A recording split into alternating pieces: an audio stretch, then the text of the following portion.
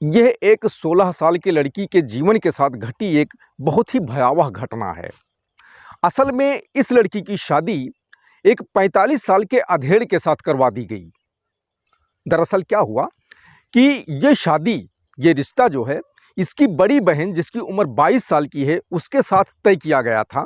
लेकिन इसकी बड़ी बहन को जब ये पता चला कि उसका जो दूल्हा है वो 45 साल का अधेड़ है, तो वो शादी के ही दिन घर छोड़कर भाग गई। लेकिन ये शादी उसके मौसी और मौसा ने पैसे लेकर तय किया था। इसीलिए जब उन्हें ये पता चला कि बड़ी बहन 22 साल की लड़की जब घर छोड़कर भाग गई है, तो उन्होंने उसकी छोटी बहन जो नाबालिग थी, मात्र 16 साल की थी, उसके साथ फेरे करवा दिए, उसके साथ शादी करवा दिए। जब ये बात बड़ी बहन को पता चली, जो घर से भागी हुई थी, उसे पता चली, तो उसने स्थानीय थाने में मामला दर्ज करवा दिया। दरअसल ये मामला राजस्थान प्रदेश का एक ज़िला है जोधपुर ज़िले में एक थाना है लोहावट थाना क्षेत्र का मामला है ये। वहाँ के एक गांव की लड़की जिसका नाम था संजू, 22 साल की थी। बहुत ही दुख भरी कहानी जो है बताई है, और आप सुनेंगे तो आप भी हैरान रह जाएंगे, चौंक जाएंगे। उसने बताया कि उसकी शादी 13 साल की उम्र में हो गई थी, लेकिन शादी के महज सवा महीने के बाद करंट लगने से उसके पति की मौत हो गई। उसे यह भी नहीं पता था कि शादी क्या होती है और पति क्या होता है, पति के साथ रहने का अनुभव क्या होता है, कुछ भी नहीं पता था। उसके लिए सारी चीज़ें सामान्य थीं। वो जब बड़ी हुई तभी इसका एहसास हुआ, यानी जब वो 18 साल की हुई तब इसका एहसास हुआ, ये सारी चीज़ों की जानकारी उसे जो है हुई।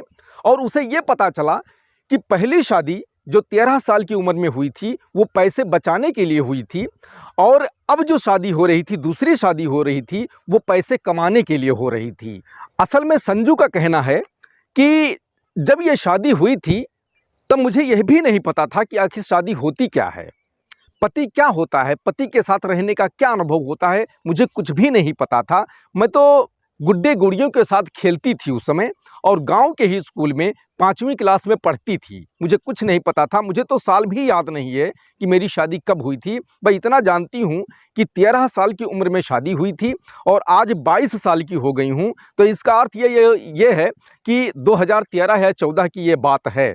मैं सिर्फ पढ़ना चाहती थी, पढ़ लिख कर जीवन में कुछ करना चाहती थी। मैं भी चाहती थी नौकरी करूं और खूब घूमने टहलने का मौका मिले, देश दुनिया घूमूं, खूब पैसे कमाऊं, अच्छी लाइफ जीऊं। मेरा यही ख्वाब था, यही सोच थी। जैसा कि लोगों को देखती थी, यही मेरी भी सोच थी। संजू ने बताया कि वो 3 बहनें हैं और 1 भाई है। उसका जो घर है ठेठ देहाती क्षेत्र में है। वहाँ की जो विचारधारा आज भी बहुत छोटी विचारधारा है। वहाँ आज भी लड़कियों को जो है यही माना जाता है कि ये पराया धन है, पराये घर की हैं, इनको पढ़ा लिखा के क्या किया जाएगा, एक दिन तो इनको दूसरे ही के घर में जाना है। और दूसरा नंबर ये है, गरीबी भी बुरी चीज़ होती है। गांव क्षेत्र जो होते हैं वहाँ भी आज भी देखा जाए तो कमाई का कोई खास अलग से साधन नहीं है, सिर्फ खेती बाड़ी ही है।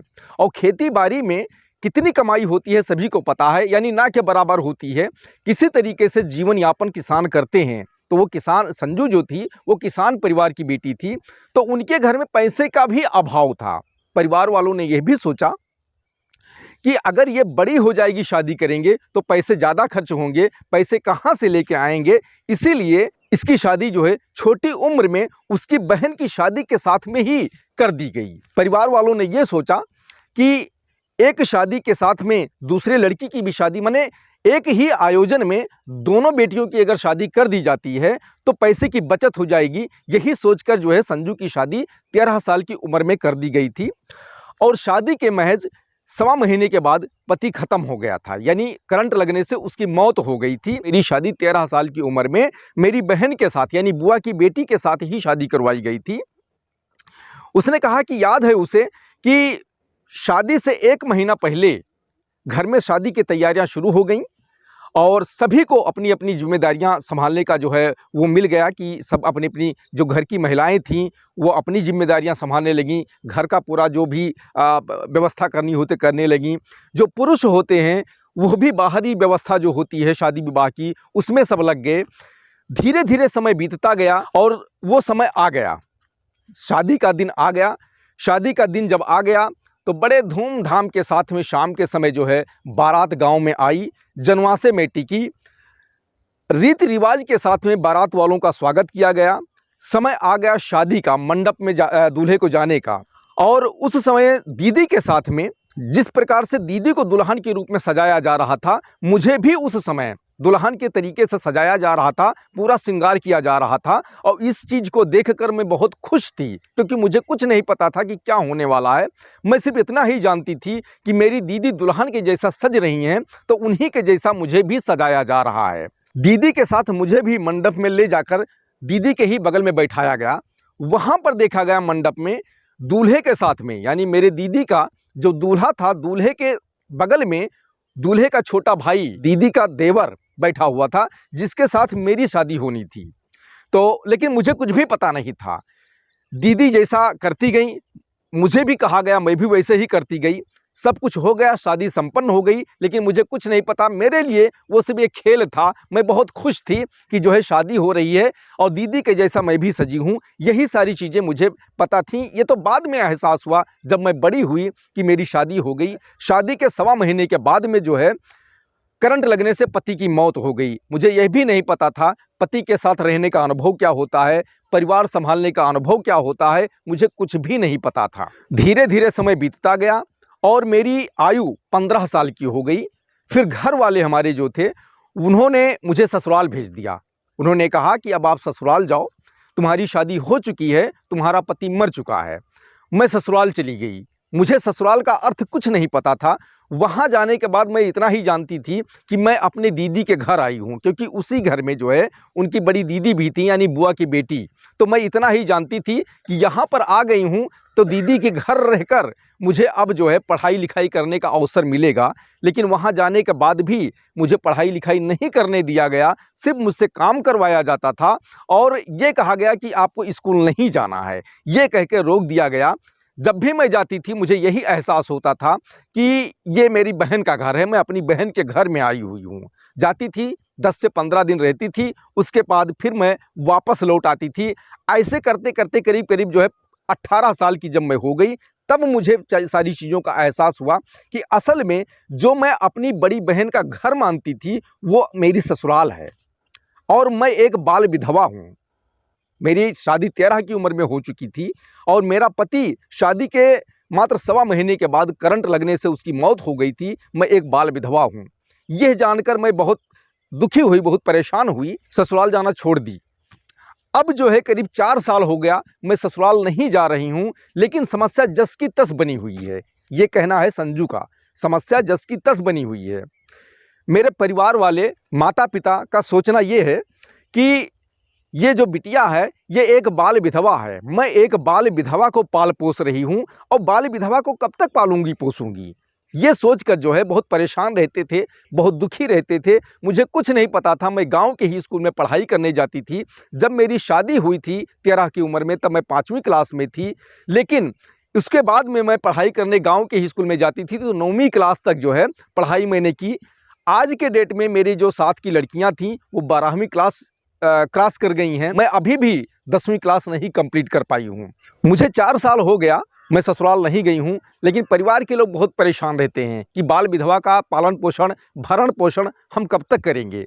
अब वो मेरी मौसी, जिनका नाम था गंगा, और मौसा को ये दायित्व सौंपे थे कि इनकी जो है संजू की यानी बेटी की शादी किसी तरीके से करवा के यानी विदा किया जावे, और जो है घर का जो बोझ है यानी बाल विधवा का जो बोझ है उससे हमें जो है निजात मिले। इसीलिए मुझे इसकी जानकारी नहीं थी। मौसा मौसी को जिम्मेदारी माता पिता ने दे दी और वहाँ पे जो है जो हमारे मौसा और मौसी थे वो जो है हमारे लिए वर ढूंढने लगे और उन्हीं के गाँव में एक वर मिल गया जो 45 साल का था, यानी उसका नाम था किशन सिंह। किशन सिंह नाम का वो 45 साल का अधेड़ मिल गया। मौसा और मौसी ने 5 लाख रुपया लेकर मुझे बेच दिया, यानी मेरी शादी 5 लाख रुपया लेके किशन सिंह के साथ में तय कर दी। और जो है शादी का डेट जो निश्चित किया गया 10 मार्च 2023, और शादी जब तय की गई थी उस समय मुझे किशन सिंह जो 45 साल के थे उनका फोटो दिखाया गया था। उस वक्त मैंने मौसा मौसी से और परिवार वालों को मना कर दिया था कि मैं इस व्यक्ति से शादी नहीं कर सकती हूँ, नहीं करूँगी, क्योंकि हमारी उम्र से 2 गुना ज़्यादा है, 45 साल का है, एक अधेड़ है, हम इससे शादी नहीं कर सकते, कैसे इससे शादी करेंगे। लेकिन मुझे कोई जानकारी नहीं थी। 10 मार्च को जब किशन सिंह दूल्हा बनकर हमारे घर पर आ गया, तब मुझे जाके पता चला कि ये तो मेरी शादी होने जा रही है और उसी बंदे के साथ में, उसी लड़के के साथ में होने जा रही है जो 45 साल का है, जिसको मैंने रिजेक्ट कर दिया, मना कर दिया था कि इस अधेड़ के साथ मैं शादी नहीं करूंगी, वही दूल्हा बनकर आया है। भाई ये सोचकर मैं घबरा गई और घर से मैं भाग गई। लेकिन चूंकि मौसा और मौसी उनसे पैसा लेके रखे थे, मुझे इसकी जानकारी नहीं थी, तो वो मेरी जगह पर जो है मेरी छोटी बहन जो नाबालिग है, मात्र 16 साल की है, उसकी शादी करवा दिया। ये जानकारी जब मुझे हुई तो मैंने जो हमारा जो है स्थानीय थाना क्षेत्र है लोहावट थाने में मैंने शिकायत दर्ज करा दी। और मैं जब घर से भागी थी तो भागकर मैं मेरे चचेरे भाई के घर पर आई थी और उनसे ये सारी बातें बताई थी। मैं इसीलिए घर से भाग के आई हूँ कि मेरी शादी एक 45 साल के अधेड़ से करवाया जा रहा है, और मैं जब घर से भाग के आई हूँ तो छोटी बहन की शादी करवा दी गई है जो 16 साल की है। ये जानकारी जब मैंने मेरे चचेरे भाई को दी तो चचेरे भाई ने जो है राजस्थान प्रदेश के बाल आयोग की जो अध्यक्ष हैं संगीता बेनीवाल जी को फ़ोन किया। जब बाल आयोग की अध्यक्ष संगीता बेनीवाल जी से मीडिया कर्मियों ने बातचीत किया और जानकारी लेने की कोशिश की, तो उन्होंने बताया कि जब मुझे इसकी जानकारी हुई, मैंने तत्काल जोधपुर के जो कलेक्टर थे हिमांशु गुप्ता जी, उनको फ़ोन किया और गुप्ता जी ने यह बताया कि लड़की को संरक्षण में ले लिया गया है और 3 दिन के अंदर जांच करके रिपोर्ट देने के लिए कहा गया है। जोधपुर के एसपी ग्रामीण से जब मीडिया कर्मियों ने पूछा तो उन्होंने यही बताया, नाबालिग लड़की की बड़ी बहन ने जो शिकायत किया है उस शिकायत के आधार पर मामला दर्ज कर लिया गया है और पुलिस नाबालिग लड़की के पिता और दूल्हा किशन सिंह और किशन सिंह के परिजन जिनका नाम है इंद्र सिंह और मेघ सिंह को जो है 10 मार्च शुक्रवार देर रात को जो है सभी आरोपियों को जो है डिटेन किया गया है। आगे पुलिस जांच कर रही है, जैसा भी मामला आएगा कार्रवाई की जाएगी। दोस्तों, आप मुझे धैर्य से सुने, आप सभी का आभार। इसी के साथ वीडियो को समाप्त करते हैं, फिर मिलेंगे। धन्यवाद। जय हिंद, जय भारत।